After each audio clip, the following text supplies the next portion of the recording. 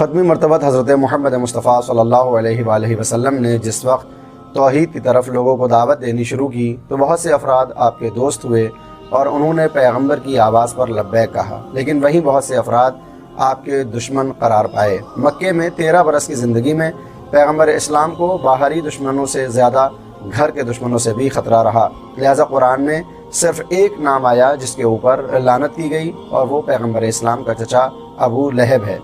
پیغمبر اسلام نے مکے کے بعد جو مدنی زندگی شروع کی اور اسلام اقتدار میں آیا تو بہت سے افراد کہ جو اب تک اسلام سے دور تھے، موقع کو مناسب سمجھتے ہوئے وہ دین میں شامل ہو گئے، حالانکہ ان کا دین سے نہ کوئی واسطہ تھا نہ پیغمبر اسلام سے۔ ایسے افراد نے دین کو اپنی خواہشوں کے لیے استعمال کرنا شروع کیا اور بیجا رسم و رواج، دوسرے ادیان کے آداب و رسوم کو دین میں داخل کرنے کی ایک نئی ترکیب شروع کی گئی۔ لہٰذا تاریخ میں ملتا ہے کہ دور دوم میں بہت سی یہودی روایات اور یہودی رسم و رواج اسلام کے اندر داخل کیے گئے، اور ایک باب حدیث میں مستقل طور پر اسرائیلیات کے نام سے ہمیں دیکھنے کو ملتا ہے، جہاں یہودی رسم و رواج اور روایات کو دین میں شامل کیا گیا۔ یہ سلسلہ نہ صرف یہ کہ مدینے اور مکے بلکہ جہاں جہاں اسلام جاتا رہا، اسلامی منافقین وہاں کے دین اور اسلام میں وہاں کی رسموں کو داخل کرتے چلے گئے۔ لہٰذا بہت سی ایسی رسمیں جو آج بھی دین اور شریعت میں شامل ہیں، ان کا تعلق انہی ادیان اور انہی شریعت اور انہی یہودیوں اور عیسائیوں سے ارتباط رکھتا ہے کہ جن کو رد کرنے کے لیے اسلام نے بانگ توحید کو بلند کیا تھا۔ دو رسم جو ہمارے ملک ہندوستان کے اندر دین میں بہت زور و شور کے ساتھ داخل کی گئیں اور منائی جاتی ہیں، ان میں ایک رسم روز عرفہ کہ جو 13 شعبان ہے، اور دوسری رسم 21 مارچ یعنی روز عید نوروز کے نام سے ہے۔ یہ دونوں رسمیں ایران سے کہ جن کا پہلا مذہب زرتشت یعنی زرتشتی مذہب تھے، اور جو حضرت زرتشت کو آخری نبی مانا کرتے تھے، اور بعض افراد اس میں سے آگ کی پوجا کیا کرتے تھے، جب وہ مسلمان ہوئے تو اسی دین اور آئین کی بہت سی رسم و رواج کو انہوں نے اسلام میں داخل کر دیا۔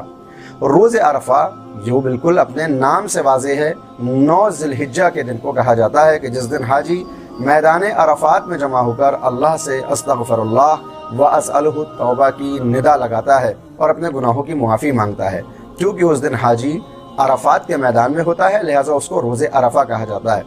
لیکن ایران کے بالخصوص خراسان میں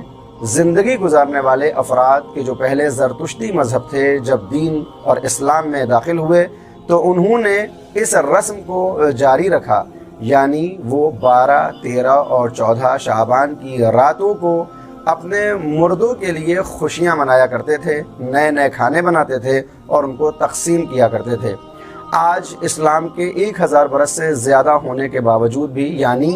ایران کے اندر 1000 سال سے زیادہ دین اور اسلام کی تبلیغ جاری ہے، اس کے باوجود بھی خراسان کے کچھ شہروں میں اور کچھ مناطق میں آج بھی افراد ان 3 دنوں کو چراغ براءت کے نام سے یاد کرتے ہیں، کہ جہاں روزانہ ایک نیا معمول ہوتا ہے، جن میں خاص کر اگر اس سال کسی کے گھر میں موت ہو جائے تو پھر اس کے یہاں خاص کر پرسہ دینے جانا اور ان کے لیے نئے نئے کھانوں کا اہتمام کرنا۔ حتیٰ اگر ایک برس میں 3 سے زیادہ موتیں ہو جائیں تو پھر اس کے لیے کچھ نئے مراسم کو بھی ایجاد کیا جانا، یہ آج بھی روا ہے۔ یہ رسم زرتشتیوں کے یہاں پائی جاتی تھی، جو اسلام کے بعد کچھ افراد نے دین میں داخل کرنے کی کوشش کی۔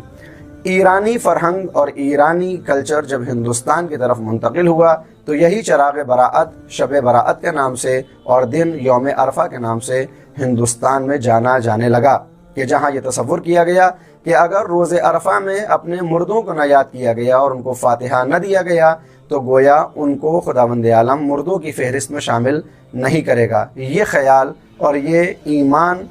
قرآنی تعلیمات کے بالکل خلاف ہے، اس لیے کہ جب کوئی اس دنیا سے جاتا ہے تو پھر وہ اپنے سفر کو طے کرتا ہے جو وادی السلام یا وادی برہوت کی طرف ہوتا ہے۔ ہمارے فاتحہ کرنے یا روز عرفہ منانے سے کسی کی روح پر کوئی فرق نہیں پڑتا۔ اب سوال یہ پیدا ہوتا ہے کہ یہ شب براءت کیوں مشہور ہو گئی اور یہ نام کہاں سے آیا؟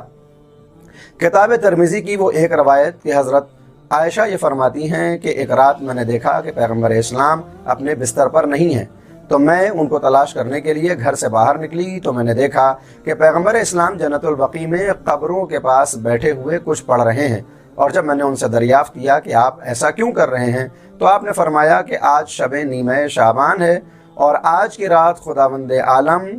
نہ جانے کتنے افراد کو جہنم کے عذاب سے نجات دیتا ہے اور ان کو آزاد کر دیتا ہے۔ براءت یعنی آزادی، اور اس ایک روایت کی بنیاد پر اس شب کو شب براءت کا نام دیا گیا اور رسم جاری ہو گئی کہ ہم آج کی شب قبرستان کی طرف جائیں، وگرنہ نہ تو دین، نہ اسلام، نہ شریعت، نہ کسی وظیفے، نہ کسی عملیاتی کتاب میں آج کی شب قبرستان جانے کی طرف کوئی اشارہ نہیں ملتا۔ حالانکہ قبروں پہ جب بھی جایا جائے، جب بھی ایصال کیا جائے، یہ بہتر ہے۔ ہمیں اپنے مردوں کی طرف پلٹنا چاہیے، بالخصوص اگر والدین دنیا سے چلے جائیں تو ہمیں مستقل ان کی قبر پر حاضر ہونا چاہیے، بالخصوص روز جمعہ یا شب جمعہ۔ لیکن شب براءت میں قبرستان جانے کا کوئی خاص اہتمام کسی بھی عمل کی کتاب میں نظر نہیں آتا، چہ جائے کہ قبرستان میں قبروں کے اوپر پھولوں کی چادر چڑھانا یا پھر وہاں پر چراغاں کرنا، یہ کہیں بھی کسی بھی دین اور اسلام کی کتاب میں نظر نہیں آتا، مگر یہ کہ یہ وہی رسم و رواج ہیں جو زرتشتیوں سے اسلام میں داخل کیے گئے ہیں۔ لہٰذا ہمیں یہ سوچنا چاہیے کہ جس دین کو ہم مانتے ہیں اس دین کو ہم قرآن کریم اور اہل بیت سے حاصل کریں یا پھر کسی ایک خاص کلچر اور کسی ایک فرہنگ سے۔ بالکل یہی معاملہ 21 مارچ یا 20 مارچ کو عید نوروز کا بھی ہے کہ جہاں ہم اس کو ایک دینی رخ دے کر نظر کے نام سے مناتے ہیں۔ اگر بات صرف نظر تک ہوتی اور اہل بیت تک تو یہ بالکل قبول ہے کہ جب بھی نظر کی جائے خداوند عالم سے اس کا انعام ملتا ہے، لیکن ہمیں یہ دیکھنے میں ملتا ہے کہ اس نوروز میں سواری جیسی بدعتیں کہ جہاں جانوروں کی سواری نکالی جائیں، بادشاہ اور وزیر تلاشے جائیں اور پھر اس کے بعد رنگوں کو اس طرح سے اڑایا جائے جیسے وہ رنگوں کو کھیل رہے ہوں، اسلام میں ہرگز اس کی اجازت نہیں ہے۔ باتیں تلخ ہیں لیکن حقیقت یہی ہے کہ ہم کو اپنے دین کو